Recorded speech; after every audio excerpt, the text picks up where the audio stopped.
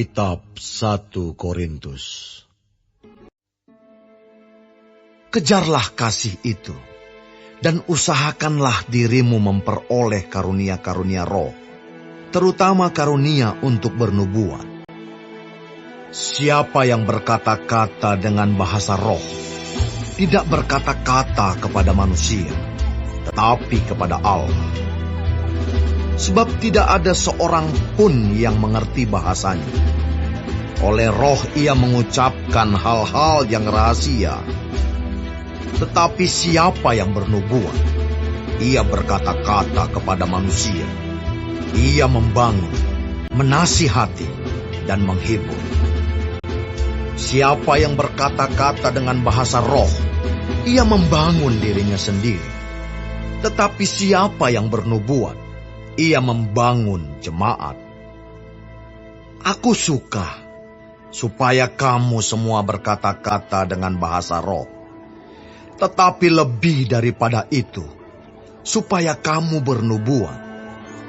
Sebab orang yang bernubuat lebih berharga daripada orang yang berkata-kata dengan bahasa roh, kecuali kalau orang itu juga menafsirkan, sehingga jemaat dapat dibangun. Jadi saudara-saudara, jika aku datang kepadamu dan berkata-kata dengan bahasa roh, apakah gunanya itu bagimu? Jika aku tidak menyampaikan kepadamu penyataan Allah, atau pengetahuan, atau nubuat, atau pengajaran, sama halnya dengan alat-alat yang tidak berjiwa, tetapi yang berbunyi, seperti seruling dan kecapi. Bagaimanakah orang dapat mengetahui lagu apakah yang dimainkan seruling atau kecapi, kalau keduanya tidak mengeluarkan bunyi yang berbeda?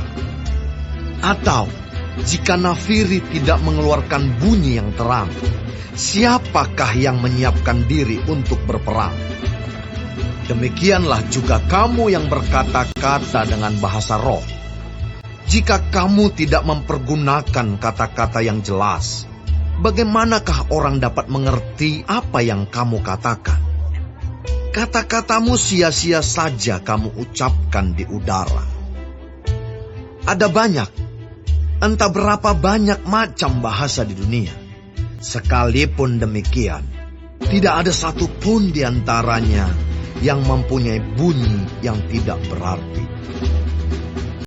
Tetapi jika aku tidak mengetahui arti bahasa itu, aku menjadi orang asing bagi dia yang mempergunakannya, dan dia orang asing bagiku.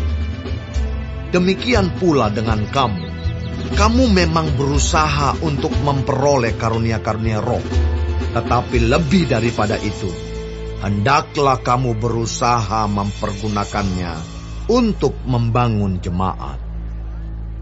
Karena itu, siapa yang berkata-kata dengan bahasa roh, ia harus berdoa supaya kepadanya diberikan juga karunia untuk menafsirkannya.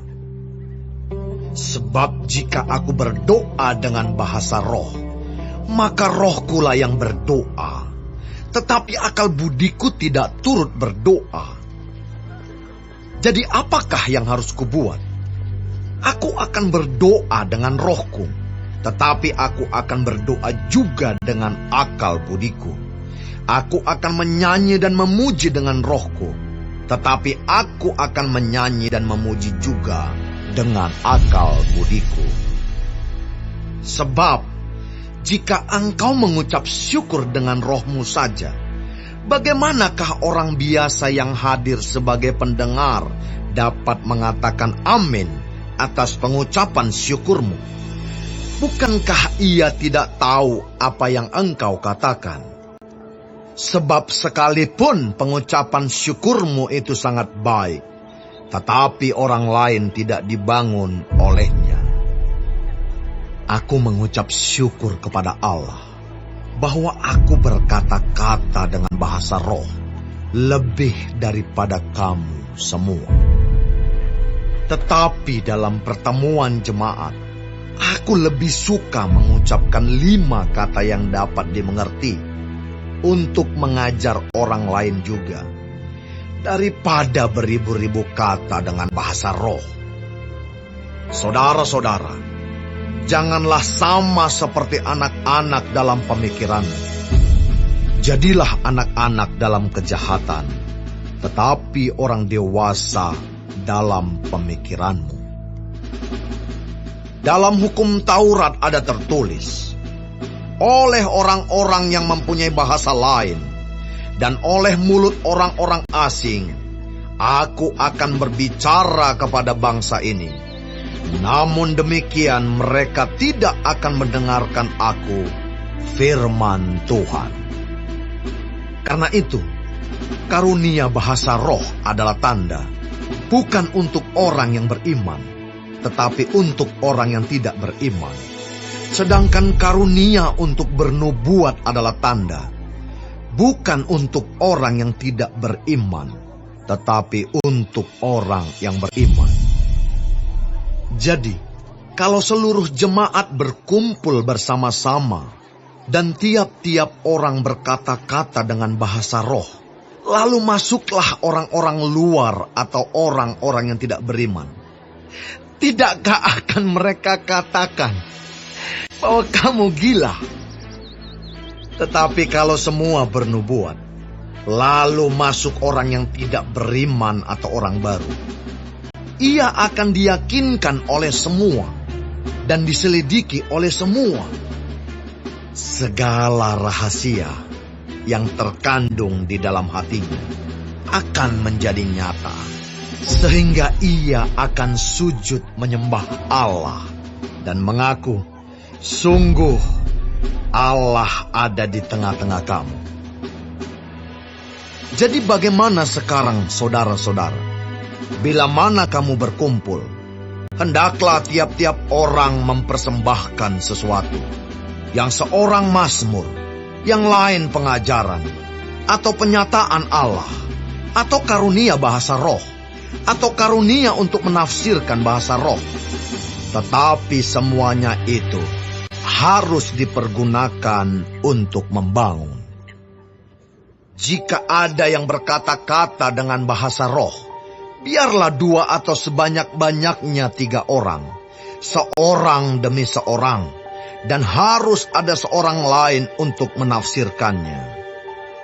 Jika tidak ada orang yang dapat menafsirkannya, hendaklah mereka berdiam diri dalam pertemuan jemaat, dan hanya boleh berkata-kata kepada dirinya sendiri dan kepada Allah.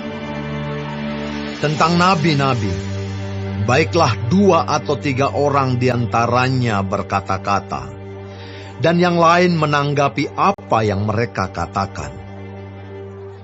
Tetapi jika seorang lain yang duduk di situ mendapat penyataan, maka yang pertama itu harus berdiam diri.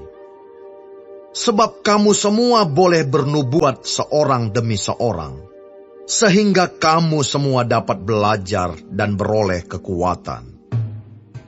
Karunia nabi takluk kepada nabi-nabi.